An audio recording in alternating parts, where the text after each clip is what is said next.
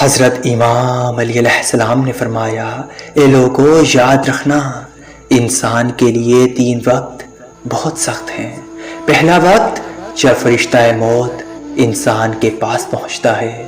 اور انسان کی روح انسان کے جسم سے جدا ہوتا ہے، اور دوسرا وقت جب انسان کے عزیز و اقارب انسان کو تدفین کر کے واپس چلے جاتے ہیں اور انسان قبر میں تنہا اکیلا گھبراتا رہتا ہے۔ اس وقت انسان کو معلوم ہوتا ہے کہ میرے اللہ کے سوا کوئی نہیں۔ اور تیسرا وقت جب انسان کو پھر سے زندہ کیا جائے گا، روز محشر اٹھایا جائے گا اور پوچھا جائے گا کہ کون کون سے اعمال تم نے انجام دیے۔ تو ایک شخص عرض کرے، یا علی، اگر کوئی انسان یہ چاہے کہ یہ تینوں وقت انسان کے لیے سخت نہ بنے تو وہ کیا کرے؟ تو امام علیہ السلام نے فرمایا، ان تینوں اوقات کو آسان کرنے کا ایک حل ہے۔ اس نے پوچھا تو امام علی نے فرمایا، اگر اللہ انسان کو اپنی مخلوق کی مدد کرنے پہ لگا دے